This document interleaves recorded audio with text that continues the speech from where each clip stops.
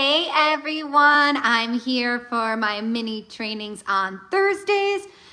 Full disclosure, I just finished a running session outside, which was amazing, but long story short, they were hill sprint repeats for a very, very long time with a partner, which was super, super awesome, and I'm so grateful for her. But basically, they kicked my butt. I'm completely disgusting. Full transparency, I definitely know what I want to talk about today, but usually I have it nicely outlined for us to just make sure I don't miss anything. And I'm kind of just winging it today, but it'll still be loaded with a lot of good stuff. But I just want to be upfront about that because I think sometimes when people do these things, it appears like they have everything perfect and together. But here I am post-workout, super gross. You get what you get. I had to get it in and wanted to make time for this too. So with that being said, today I'm going to talk about the 3 to Thrive method. What the heck does that even mean? Where did it come from? I'll be honest, I got it from one of our other coaches at TTT Nutrition. Her name is Sina. She puts out the Science by Sina posts every Saturday or Sunday. She is an amazing human being. Shout out to her. If you don't know who that is, definitely you can go on to @nutrition.ttt on Instagram and search for Coach Sina or her Science by Sina post on Saturday. I always share her stuff. Feel free to give her a follow. She actually puts out a lot of cool stuff on training things as well. So you might want to check that out. But she came to this table with this 3 to Thrive method, and I thought it was super, super cool. So if you're not familiar with us at TTT Nutrition, a lot of the times we talk about making our meals complete, right? Like having all the components on your plate to have a well-balanced, complete meal to make sure no micronutrient or macronutrient is left behind. Your biomarkers feel stable throughout the day, and you're just eating comfortably. And that's a really, really good place to be. And a good rule of thumb, no matter what your goals are or whose kitchen you're eating out of, right? Or if you're tracking or if you're not, it doesn't matter. A complete meal you can make anytime you eat, right? But then a lot of people have questions about snacks, right? What the heck are we supposed to do for snacks? And are we supposed to eat snacks? How many snacks a day do we have?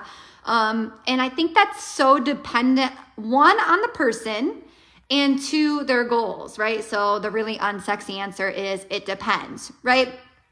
Now, there's some situations where people might need to have smaller meals throughout the day instead of 3 big ones, or maybe they feel more comfortable just only focusing on eating 3 big meals a day. And then depending on what your food intake is, it might help you decide more about your snacks. But either way, generally speaking, for the majority of people, again, this isn't for everyone, but most people fall into the category of 1 to 2, maybe 3 snacks a day. Again, depending on their intake, their goals, any conditions that they have and whatnot. So with that being said, how do we tackle forming a well-balanced snack? And that's where Sina came in with this really cool method that I think is just easy to remember. It might sound a little cheesy, a little dorky, but it's a really good way to remember how to do it. So we know when it comes to the major, we'll say food groups, I like to think about protein, carbs, fats, fruits, veggies, and fiber. So main ones. There's plenty of other things, but I'm just solely talking about those 6. What we want to do for a snack is pick 3 of those things to make a small, a decent sized snack, and maybe even a small meal.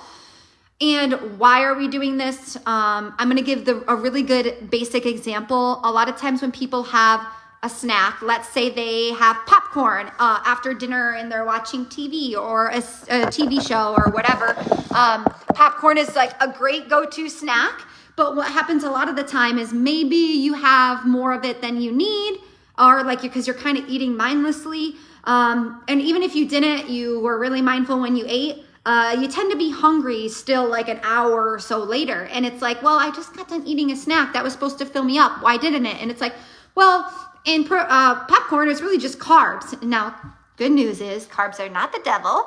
However, you didn't pair it with anything. So you probably spiked that blood sugar up just a little higher than normal, and then it dropped lower too. So when you have those fluctuations in your blood sugar levels like that, it tends to lead you feeling more tempted to eat again, or cravings can pop up, or you can just feel more hungry because of that occurrence. So when we pair it with things that food is released a little bit slower, and it's a really good way to sneak in a lot of the food that you're missing. So at least in my coaching, definitely in our philosophy with TTT Nutrition, we always try to think, what can we add in versus subtract or take away?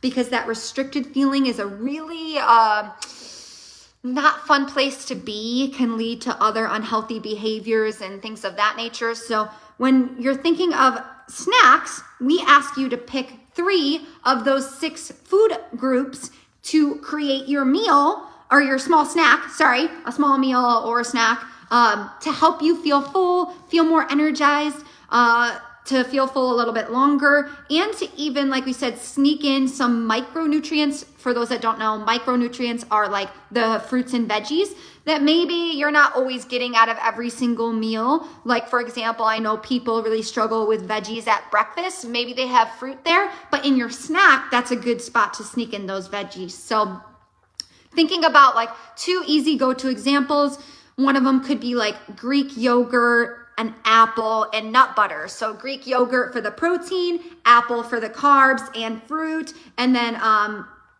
peanut butter for healthy fats and a little bit of protein, right? So the nice thing is you have those 3 things. And if we look at like a container of Greek yogurt, like a single serving, an apple, and maybe a tablespoon of nut butter, that's like a solid amount of like food volume in a snack. And it's a decent amount of calories that should help keep you full. I will say the only time that this might not work so well is like right before training. A lot of people will have a snack, like a carb-based snack, and you probably should have it be like a bland colored carb. You're not going to really want to pair that carb with like a fat or really like a vegetable or something like that right before training, because again, that slows the spike down and the digestion down by having it paired. And in training, we want to be able to grab that carb super fast and use it as fuel to get you to go, right? So when we slow it down like that and then we try to train, that's where you get like gut distress, upset stomach, maybe even a little nauseous, or you have to run to the bathroom, and none of those things are good for right before training. So I can cover that whole topic of what snacks to have right before training on another mini training video. Maybe we can do that next week or the week after.